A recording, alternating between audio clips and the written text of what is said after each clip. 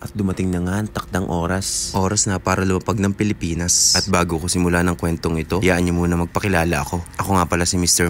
Isang hamak na gwapo sa mata lang ng asawa ko. At ayan na nga, duduong na nga ang eroplano. Duong landing yaw. At sa mga oras na yan ay talagang excited na ako. Ang last uwi ko kasi ay yung nakaraang taon ng Disyembre. Hindi siya ganun katagal pero talagang excited na are. Sino ka namang hindi magiging excited dahil sa loob ng 5 buwan or 6 na buwan ay makakapagpahinga. Sira ang diet. Bakit payat ka ga? Pero talaga ako'y pinapasabik dahil ang eroplano ay tumigil sa gitna. Siguro'y walang maparadahan. Na-delay na nga, na-stop pa. Pero sa gitna na nakalanding na hay, wala sa taas. Hindi na nga nagtagal ay nakalanding na kami. At totoo ito, pababa na kami. Si OA. At syempre ang normal na nangyayari. Pagkababa ay paunahan ang pagkuha ng bagahe. Kaya ako ay hindi pa huhuli. Kasi ako'y nagulat ng binuhas. Isang kamay lang ang gamit at talagang napakabigat. Syempre kunwari magaan. Walang reaksyon ng mukha pero ngibit yan. Ayan na nga, palabas na kami ng eroplano. Yung feel na feel mo yung napakabagal na nasa unahan mo. Excited ka lang iho. Salamat nga pala sa napakabait na staff ng Cebu Pacific. Kasi nag-order ako kanina. May bayad pala. Sabi kasi sa akin, "Sir, noodles, chicken or beef?" Agad-agad akong sumagot, "Beef na lang, ma'am." "Okay, sir, 100 pesos na lang." Naku, ma'am, wala po ang peso. "Okay lang po, dirham." "Ma'am, wala rin po akong dirham." "Baka, sir, meron kayong credit card dyan?" Naku, ma'am, iniwan ko po sa Dubai. Talagang ako hiyang-hiya na. Maya-maya ay sabi sa akin ay, "Sige, sir, okay lang, libre na." Wala akong magawa kundi magpasalamat. Si OA. At hindi na nga nagtagal. Nakarating na ako sa immigration. After niyan, sana walang bad information. Bad news yun. Salute nga pala sa new upgrade ng airport. Dahil sa paglalagay na ring e-gates Philippine passport. Kaya lahat ng Pilipino ay magkakaroon ng less effort sa pagpipresent ng kanilang passport. Abay, rhyme nga Sa mga nagtatanong dyan kung para saan ito, ito'y para sa lahat lamang ng Pilipino. Paano gamitin ito? Kailangan lamang ng boarding pass, passport, i-scan mo bago pumasok. Pagkapasok mo sa loob, ay may camera kung saan itatapat ang mata habang inilalagay ang kanang hintuturong daliri para ma-scan din ang fingerprint nito. Tapos ayun na, ganun kadali. At agad na nga ako nagtungo sa baggage claim para i-claim ang baggage ko. Binaligtad mo lang ang isang challenge dito ay hanapin ang tamang box para sa'yo. Bakit ba naman kasi mukhang pare-pare? Kaya naman, suggest ko lang, make sure nakakaiba yung box nyo. Kung maaari, lagyan nyo ng picture nyo para hindi magkamali sa pagkuha nito. Hindi na nga pala maleta ang ginamit ko dyan. Nagbox na lang ako para maraming mailaman. At isa pang maganda ay less sa timbang. At hindi na nga nagtagal ay nakalabas na ako. At pinahawak sa asawa ang cellphone ko. Sabay sabi, "Videohan mo naman ako." Papunta na nga pala kami sa sasakyan para ikarga ang lahat ng gamit ko. At bigla akong nakita ang dilim ng kalangitan. At napahiling ako na wag uulan. Oy, talaga ito Mapapansin mo sa lahat ng mga nandito ay hindi maipinta ang kanilang mga